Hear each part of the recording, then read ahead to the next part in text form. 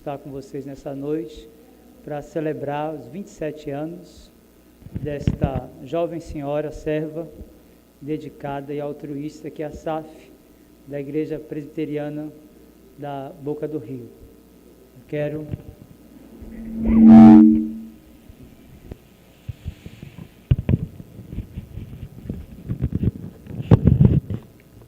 agradecer a oportunidade de celebrar com vocês esse tempo de serviço cristão neste bairro.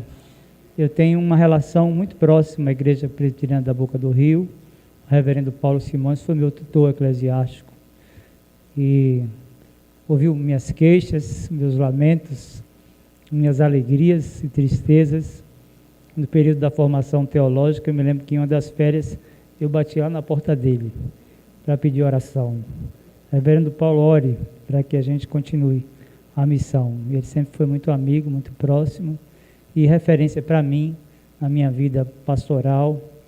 E quando eu cheguei no presbitério, ele já era presidente do presbitério, e nós temos o reverendo Paulo como referência para a nossa vida pastoral. Então, quero agradecer esse convite de estar aqui. Mas eu quero agradecer também, porque eu sei que essa igreja foi parceira nos meus momentos de vales e desertos. Eu sei que chegaram muitas informações aqui, pedido de oração. Vamos orar pelo pastor Adilson, que o negócio está muito ruim. E esteve mesmo, não é? Muito ruim e difícil, ao ponto dos médicos declinarem de considerarem a possibilidade da continuidade da minha vida. Então, se você veio aqui essa noite pensando que você precisa de um milagre, você olha para mim e diz assim, ali está um milagre falando. Que não havia absolutamente nada que pudesse justificar a minha sobrevida depois de todas as complicações que eu tive com uma cirurgia que não foi bem sucedida. Então, a proporção que eu passo nas igrejas, eu agradeço às irmãs e os irmãos que oraram, que se dobraram, não somente na igreja, mas em casa também, pedindo a Deus pela conservação da minha vida. Sem mais delongas, eu quero convidá-las a abrir a Escritura na carta de Paulo aos Filipenses,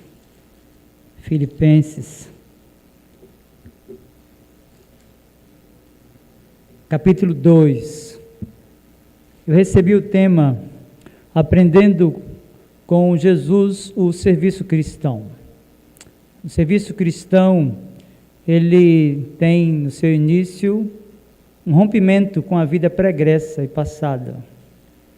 Não há a possibilidade de que alguém queira servir sem experimentar de Cristo, sem o novo nascimento, sem a justificação, sem a regeneração, sem essa experiência supranatural de mudança de rota, a retirada do coração de pedra e o estabelecimento de um coração de carne, bem como o selo do Espírito sobre a nossa vida. Então, debruçado sobre o tema, eu me vi impulsionado a falar sobre salvação, como meio pelo qual nós somos preparados pelo Senhor para o serviço cristão. Então, acompanhem comigo aí, Filipenses capítulo 2, verso do 12 ao 18, que é o texto para a exposição nessa noite. Filipenses capítulo 2, mesmo assentados, acompanhem comigo a leitura desta porção da palavra de Deus.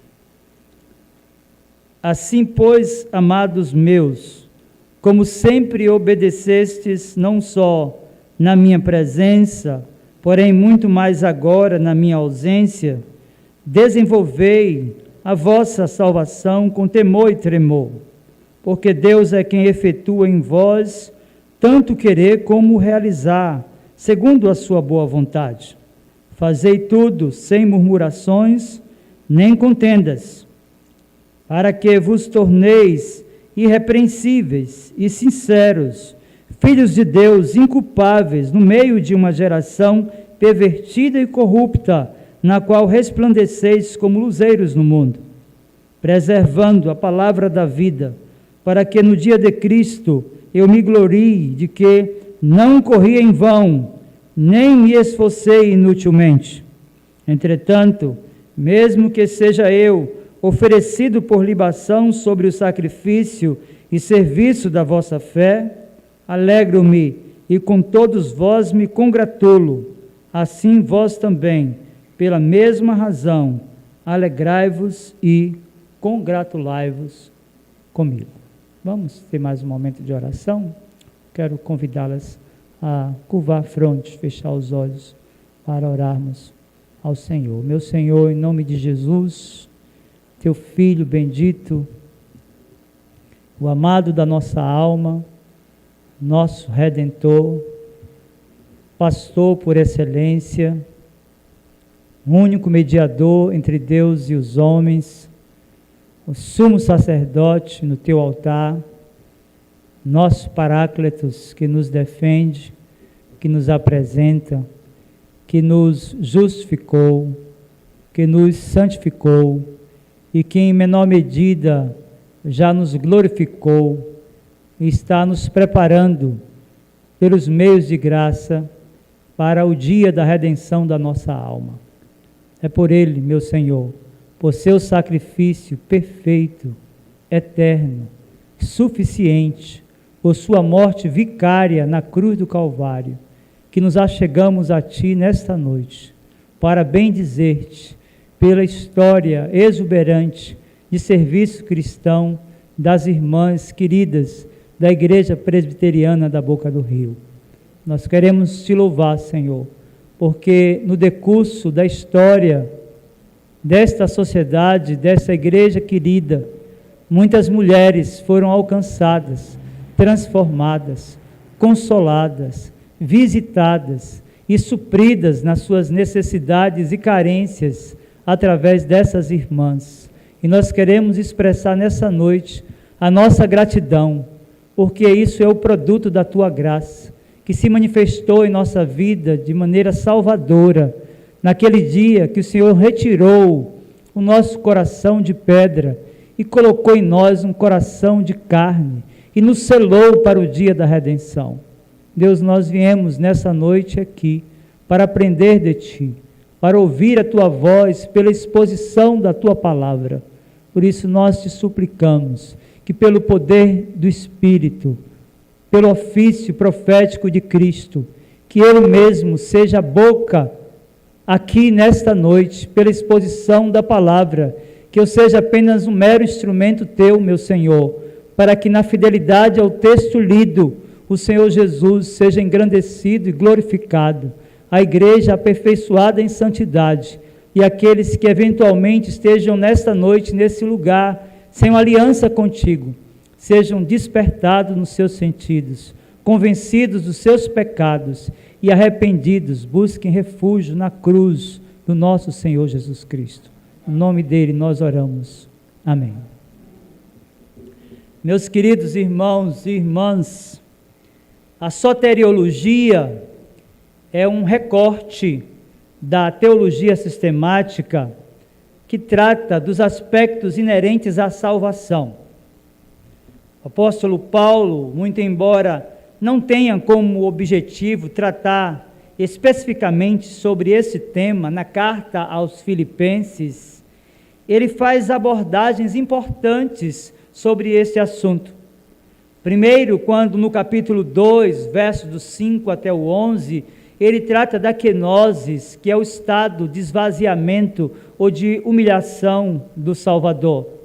Segundo, quando vai tratar sobre a necessidade que na aliança que o Senhor fez conosco, assumamos a responsabilidade de desenvolvermos e aperfeiçoarmos o nosso caráter cristão. Paulo escreveu esta pequena carta por volta do ano 61 da nossa era, quando ele estava preso em Roma, e Lucas registra isso lá em Atos capítulo 28. O seu propósito, meus queridos irmãos e irmãs, foi, primeiro, o de expressar por escrito sua gratidão aos irmãos de Filipos. Segundo, de prover orientação espiritual àqueles irmãos daquela incipiente comunidade cristã. Terceiro, Paulo queria transbordar a mente e o coração dos irmãos com o espírito de alegria, e me chama a atenção que mesmo estando preso, mesmo injustiçado pelo Império de Roma, Paulo escreve essa carta cujo tema central é alegria, e ele repete esta expressão alegria por 16 vezes nessa carta. De posse então do texto em que nós lemos nessa noite, nós queremos expor as Escrituras, inicialmente falando daquilo que Paulo registrou no versículo 13 do capítulo 2. Percebam comigo que no âmbito da aliança, ele vai falar sobre a nossa responsabilidade pactual. Muito embora não negue o aspecto de que a salvação é uma obra monergística, é de fato Deus que opera em nós, tanto querer como realizar. Ele chama a atenção daquela incipiente igreja fundada há cerca de 10 anos, acerca da necessidade de que aqueles irmãos e irmãs desenvolvessem a salvação e de forma especial buscassem o aperfeiçoamento não somente do caráter, mas do serviço cristão. Então, o verso de número 12, do capítulo 2 da carta aos Filipenses, o apóstolo disse: assim, pois, amados meus, como sempre obedecestes, não só na minha presença, porém muito mais agora na minha ausência, desenvolvei a vossa salvação com temor e tremor. Me chama a atenção nesta passagem que Paulo, nessa narrativa, ele está chamando a atenção daqueles irmãos sobre um aspecto que envolve essa aliança que Deus fez conosco, para chamá-los a atenção acerca da necessidade que eles tinham do aperfeiçoamento do caráter cristão. E nesta passagem, muito embora no verso 13, Paulo afirme que, de fato, a salvação é de Deus e ela é dada graciosamente ao homem, ele afirma que nós, quando somos chamados eficazmente a essa relação pactual, devemos assumir o nosso papel de buscar, pela mortificação do velho homem e pela utilização dos meios de graça, nos parecer a cada dia mais com a pessoa de Jesus, o nosso Redentor. Daí Paulo utilizar essa expressão: desenvolvam a salvação com temor e tremor. A expressão desenvolver aqui traz a ideia de levar a cabo. A expressão desenvolver aqui traz a ideia de não ficar na metade. Paulo está chamando a atenção daqueles irmãos que, muito embora na caminhada cristã encontremos situações que tantas vezes dilaceram a nossa alma, que tantas vezes tentam nos retirar do trilho e nos fazer olhar para trás, ele afirma que há necessidade desse desenvolvimento, porque é o desenvolvimento e enfrentamento das vicissitudes e dificuldades da vida que vai justificar a nossa narrativa de que nós pertencemos a Deus e que estamos aliançados a Deus por meio de Jesus Cristo. Então é importante, de posse dessa expressão, compreendermos que Paulo está chamando a atenção daqueles irmãos que eles receberam um presente. Esse presente é a salvação, e eles iam justificar que foram salvos, eles iam justificar que estavam aliançados com Deus por meio de Jesus Cristo, à proporção que eles enfrentassem os seus problemas, à proporção que eles utilizassem os meios de graça, e à proporção que as pessoas identificassem que de fato algo supranatural, espetacular havia acontecido a eles, de tal forma que eles não se assemelhavam mais àquele estilo de vida antigo, mas agora, apropriando-se dos valores do cristianismo, daquilo que Cristo havia ensinado, estavam aperfeiçoando o caráter cristão. Então, de fato, meus irmãos, a salvação é de Deus e ela é dada ao homem. Nós partimos do versículo 12 desse princípio de que nós recebemos por graça essa salvação e devemos desenvolvê-la. Mas me chama a atenção ainda, do ponto de vista da soteriologia, e Paulo está tratando sobre esse recorte da teologia sistemática, que no verso 13, ele vai justificar que, muito embora aqueles irmãos estivessem aliançados com Deus por meio de Jesus Cristo, eles não fizeram absolutamente nada para receber essa salvação. Porque no verso de número 13, ele diz: porque Deus é quem efetua em vós tanto o querer como o realizar segundo a sua boa vontade. Meus queridos irmãos e irmãs, Paulo está desconstruindo qualquer possibilidade ou pensamento de que haja um sinergismo no ato da salvação. O que Paulo está comunicando aqui é que o homem, como um objeto da passiva, não participa em absolutamente nada desse ato no qual é regenerado, nesse ato no qual é justificado, nesse ato no qual é santificado.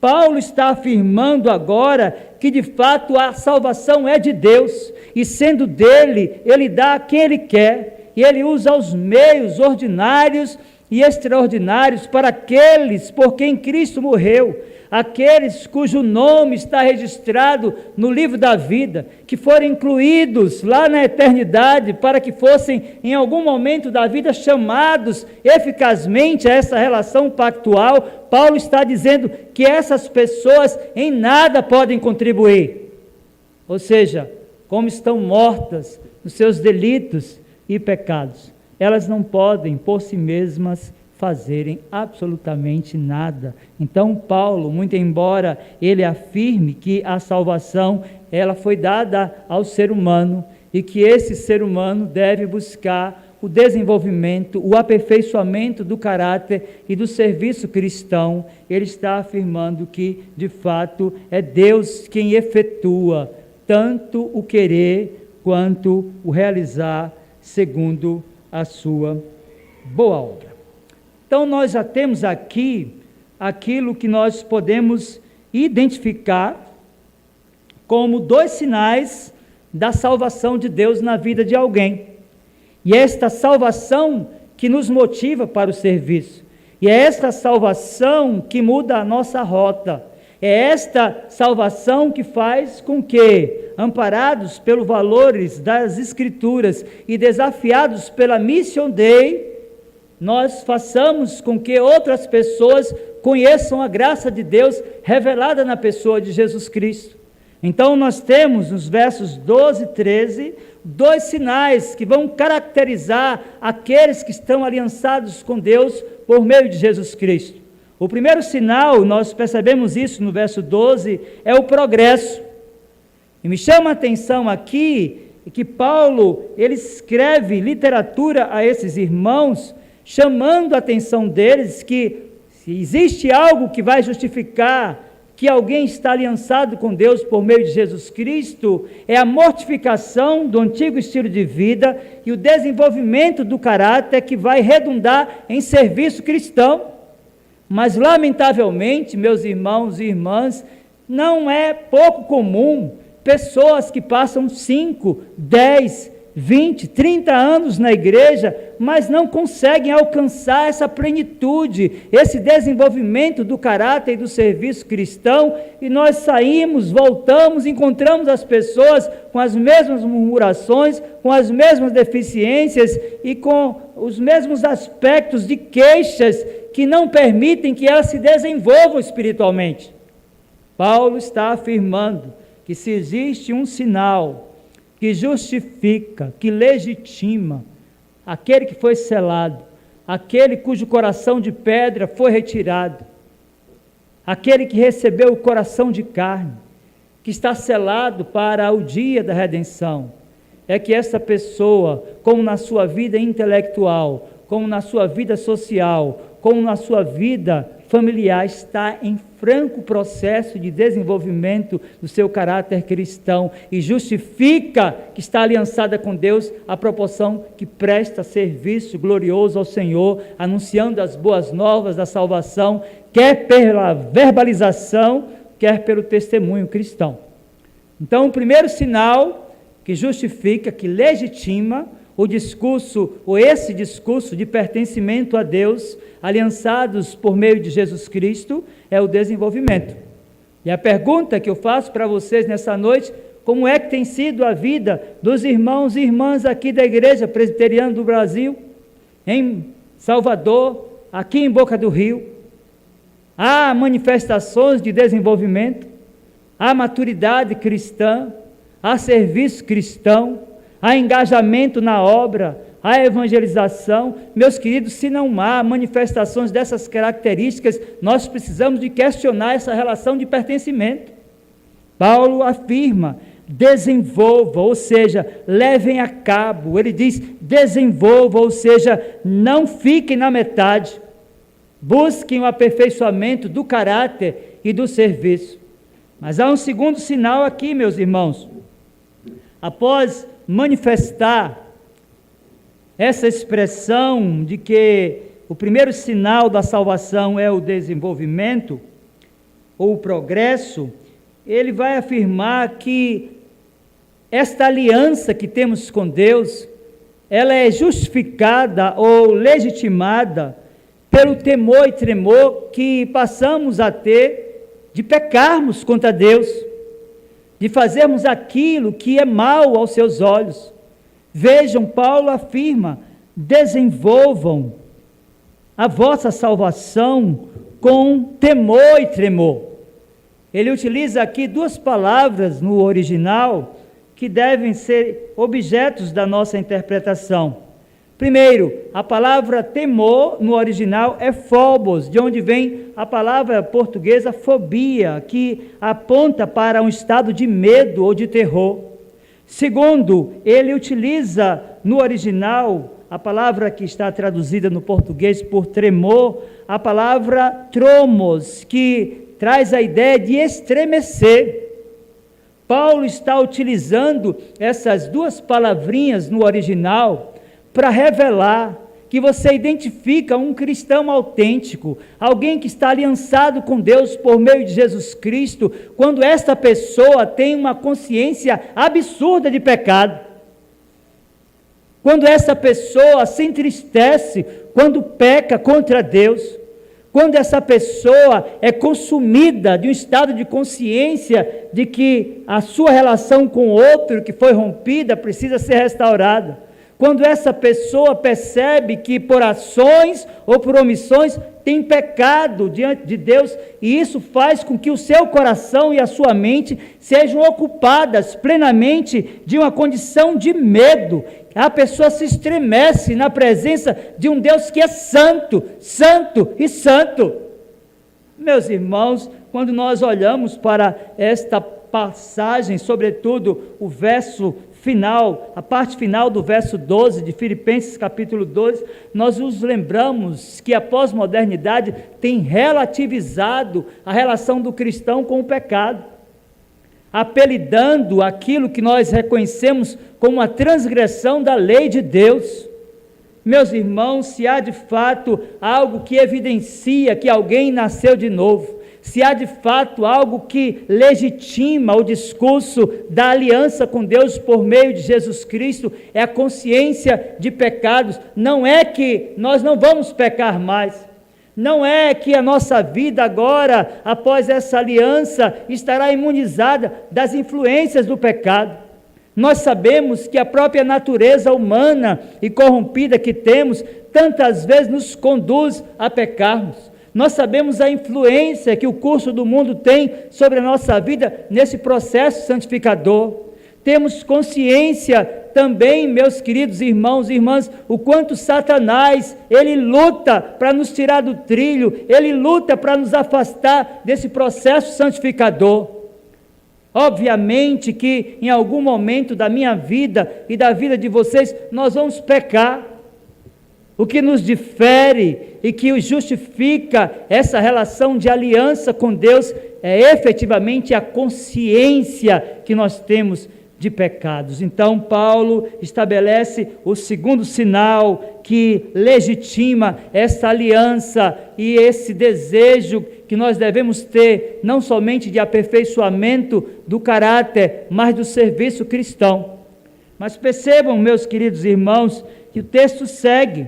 E agora, no verso de número 14 e 15, O apóstolo diz, Filipenses 2, 14 e 15, fazei tudo sem murmurações nem contendas, para que vos torneis irrepreensíveis e sinceros, filhos de Deus inculpáveis, no meio de uma geração pervertida e corrupta, na qual resplandeceis como luzeiros do mundo. Veja o 16 diz, preservando a palavra da vida, para que no dia de Cristo eu me glorie de que não corri em vão, nem me esforcei inutilmente. A sequência da passagem vai nos mostrar que Paulo continua comunicando àqueles irmãos da incipiente igreja de Filipos outros sinais que evidenciam que alguém nasceu de novo. Agora Paulo vai falar sobre a serenidade e segurança. E é importante para nós percebermos que o versículo 14 vai justificar esse terceiro sinal. Paulo sabe que no decurso da vida cristã é muito natural que os crentes mergulhem em vales e desertos. Ele está certo de que nós estamos no mundo, mas não somos desse mundo. Ele está consciente pela própria palavra de Cristo que no mundo nós teríamos aflições. Ele sabe pelas experiências e martírios de muitos que viveram no primeiro século que a adesão a essa proposta de vincular-se a Deus por meio de Jesus Cristo era um sinal claro de sofrimento humano. Por isso, então, o apóstolo vai nos mostrar que o terceiro sinal que toma a vida de alguém que experimentou de Cristo, independentemente daquilo que essa pessoa possa estar enfrentando, é a condição de serenidade e de segurança que essa pessoa tem diante das aflições e desertos da vida. Meus queridos irmãos, um bom cristão, aperfeiçoado no seu caráter e no seu serviço, via de regra, é aquele que passa pelos vales mais intensos da vida.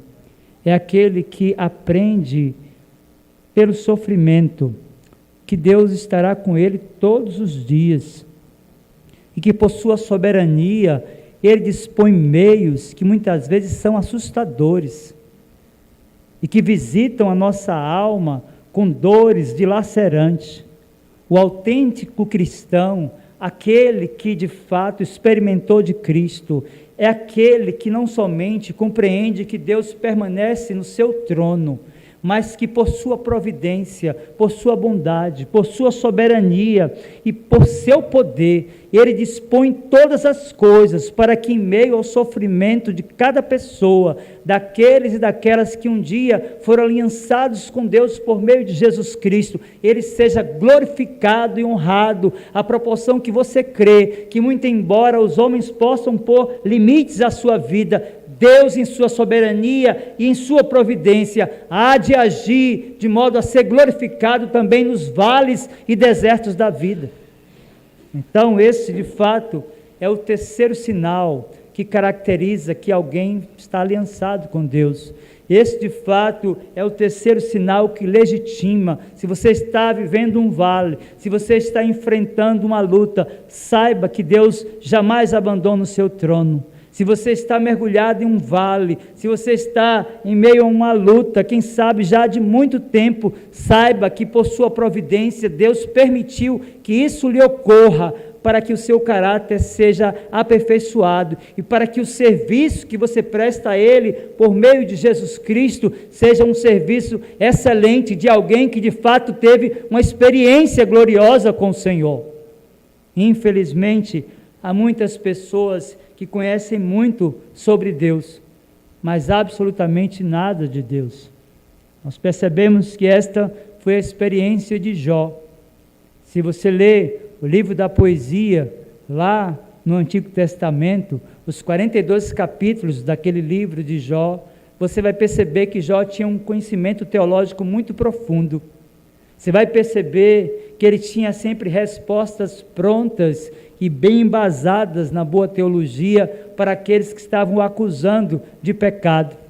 Mas quando Deus se apresenta a ele, ele de fato declara que o seu conhecimento era eminentemente um conhecimento intelectual. Jó tem uma experiência com Deus em meus vales e desertos da vida, e a sua declaração no capítulo 42 nos remete a essa consciência da necessidade que temos de um conhecimento experimental e não apenas intelectual. Aquele servo de Deus disse: eu te conhecia só de ouvir, hoje os meus olhos te veem. Meus irmãos e queridas irmãs, de fato, este é o terceiro sinal. Você está no vale ou no deserto, faça tudo sem murmuração. Verso 14, nem contendas, para que vos torneis irrepreensíveis e sinceros, filhos de Deus, inculpáveis, no meio de uma geração pervertida e corrupta, na qual resplandeceis como luzeiros do mundo. Mas há aqui então um quarto sinal desta declaração de aliança que tanto fazemos no decurso da nossa vida. Temos muitas vezes a vaidade de dizermos somos crentes presbiterianos, pertencemos a uma igreja histórica e reformada, que no nosso estado já caminha no seu serviço exuberante para 150 anos, agora no dia 21 de abril, aqui no Centro de Convenções. E quando fazemos essas declarações, meus irmãos, nós muitas vezes nos esquecemos de que essa relação de pertencimento institucional exige de nós uma vida irrepreensível, porque nós somos, segundo a Escritura, as cartas vivas do Senhor. Nós somos como o bom perfume do nosso Senhor Jesus Cristo. E para que essas declarações da Escritura, elas se manifestem de forma autêntica e abençoadora na vida de outras pessoas, nós precisamos de revelar nos nossos relacionamentos, não somente no aspecto vertical, mas sobretudo horizontal, este quarto sinal da salvação, que é a pureza. Vejam, o verso 15, Paulo diz, 14 ele afirma, façam tudo sem murmurações, nem contendas. E no 15 ele disse, para que vocês se tornem irrepreensíveis e sinceros, filhos de Deus, inculpáveis no meio de uma geração pervertida e corrupta. Ora, esse quinto sinal é que vai legitimar o nosso discurso, porque a santidade, ela se manifesta na vida de um autêntico cristão em dois momentos da sua vida.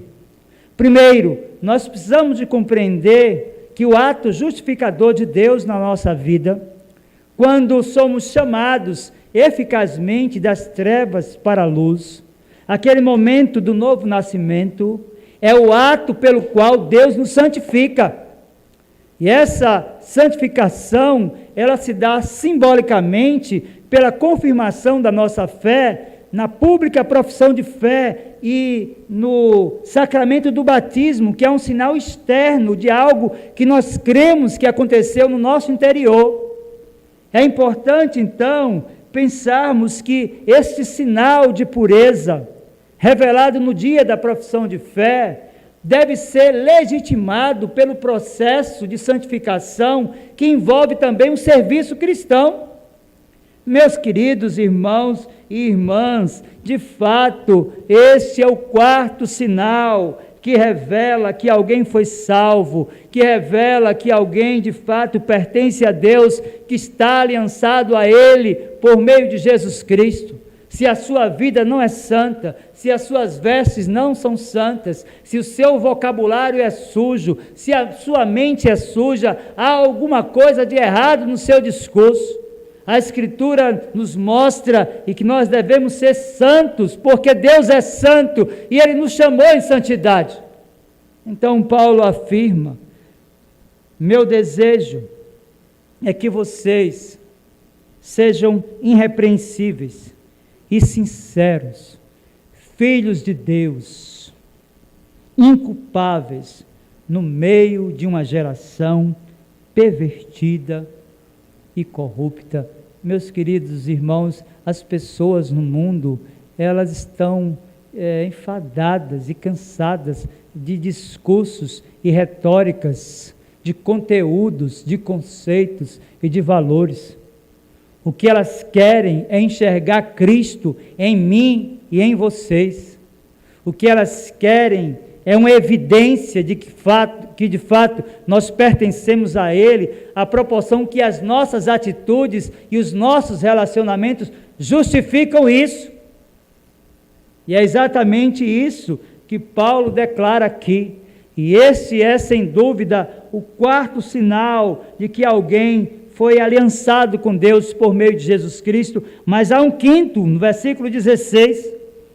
Vejam, Filipenses 2, verso 16, a Escritura diz: preservando a palavra da vida, para que no dia de Cristo eu me glorie, de que não corri em vão, nem me esforcei inutilmente.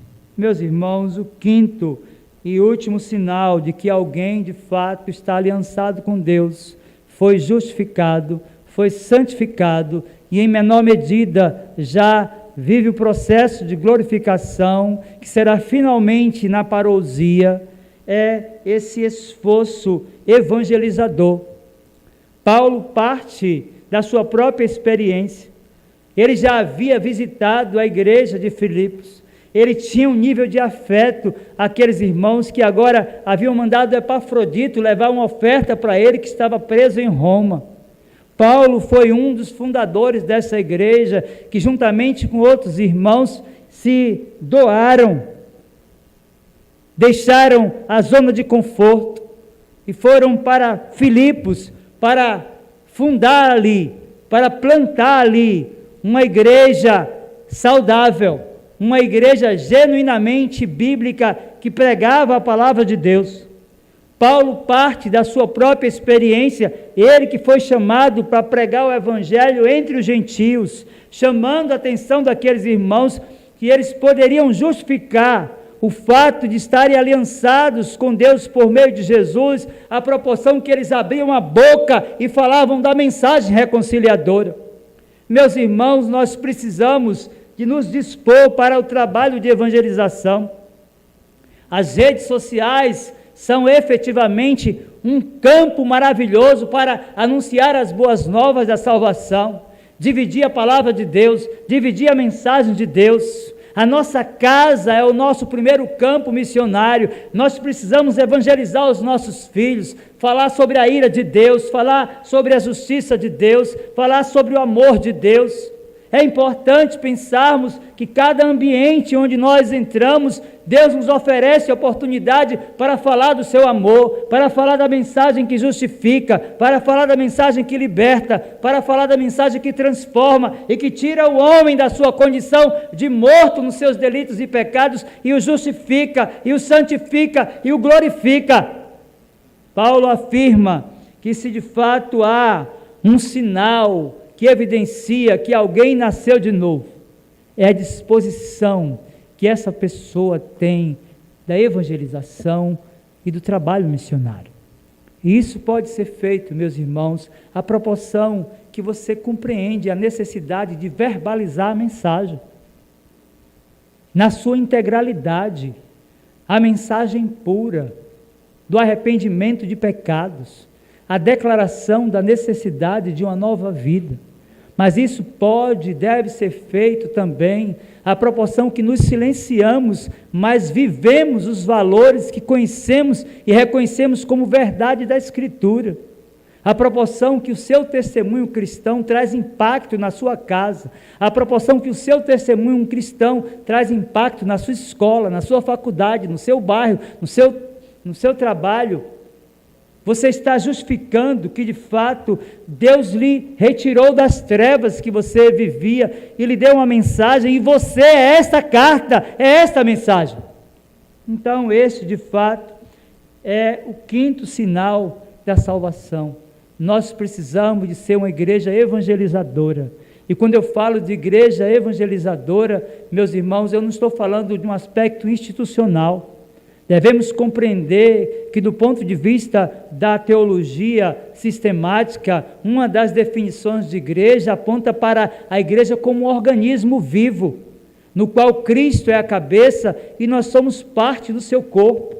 Então, quando você está no seu trabalho, quando você está na sua escola, quando você está na faculdade, quando você está dentro da sua casa, você é a igreja presbiteriana da Boca do Rio lá. Você deve anunciar as boas novas da salvação. Mas o texto segue para o final, versos 17 e 18. Paulo, então, vai utilizar parte do versículo 16, 17 e 18, utilizando de duas imagens para falar do serviço que ele estava prestando. Então, o verso de número 16, depois que ele fala sobre a importância de que eles preservassem a palavra da vida, para que no dia de Cristo eles se gloriassem de não ter corrido em vão, de não ter se esforçado inutilmente. Verso 17 ele diz: entretanto, mesmo que seja eu oferecido por libação sobre o sacrifício e serviço da vossa fé, alegro-me e com todos vós me congratulo, assim vós também, pela mesma razão, alegrai-vos e congratulai-vos comigo. Meus irmãos, esta pequena perícope se encerra com o apóstolo Paulo trazendo duas imagens de si mesmo. A primeira imagem, parte B do versículo 16, é a imagem de um atleta, de alguém que está no dia a dia se preparando para uma competição.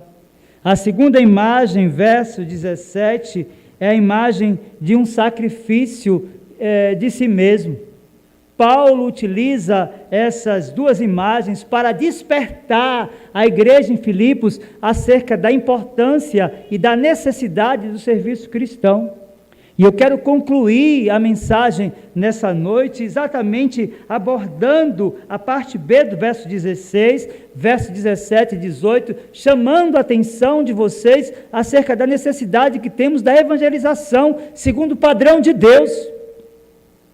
Eu tenho falado, por onde tenho passado, sobre evangelização, igreja evangélica brasileira, que o que temos no Brasil de evangélicos é um percentual muito mais reduzido do que esse apresentado pelas pesquisas do IBGE. Não se iludam, não se enganem com esses templos cheios de pessoas dizendo-se crentes, algumas até carregando uma Bíblia debaixo do braço. Meus irmãos, a conversão e o novo nascimento só pode ocorrer à proporção que a palavra de Deus é pregada de forma fiel.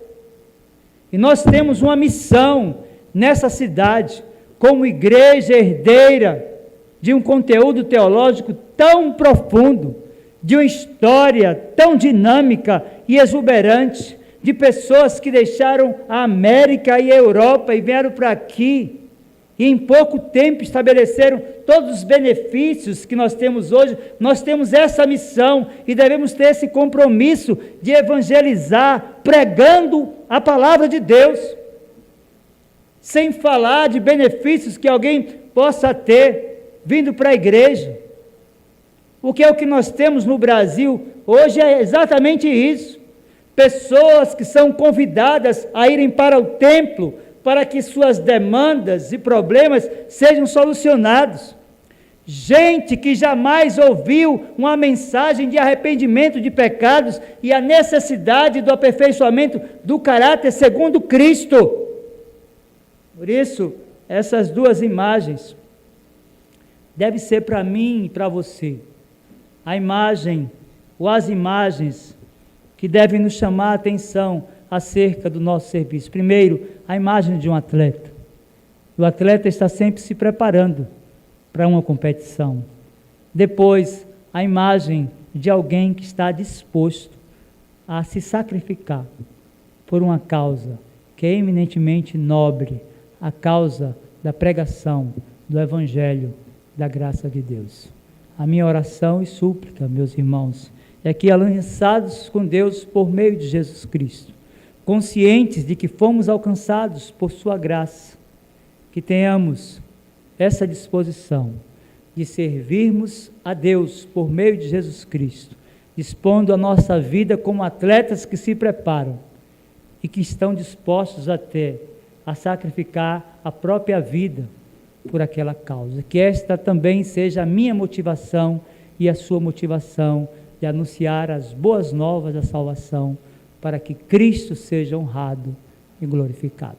Que Ele aplique a sua palavra ao nosso coração. Quero convidá-los a ficar de pé, vou fazer uma oração, passar a palavra para nosso irmão. Deus, nós ouvimos a Tua voz por Tua palavra e fomos desafiados por Ti mesmo a buscarmos evidenciar pelo aperfeiçoamento do nosso caráter e pelo serviço que devemos se prestar por meio da Tua igreja, que Te pertencemos. Deus, ajude-nos, Senhor, porque tantas vezes estamos tão distantes de evidenciar esses sinais que caracterizam aquele que está aliançado contigo por meio de Jesus. Se há pessoas aqui que estão desanimadas, já não conseguem caminhar segundo o padrão da Tua palavra, que esta seja uma noite de reconciliação. Que o Senhor promova a Tua glória também, chamando aqueles e aquelas que ainda não têm uma aliança contigo, concedendo-lhes a graça do arrependimento de pecados, para que despertados e despertadas nos seus sentidos, busquem refúgio na cruz do nosso Senhor Jesus Cristo.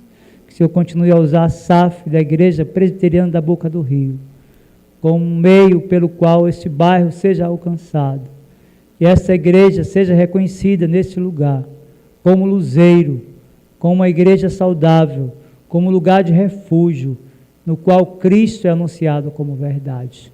Que Ele aplique a sua palavra ao nosso coração, pois no nome dEle nós oramos. Amém. Pode sentar, meus irmãos.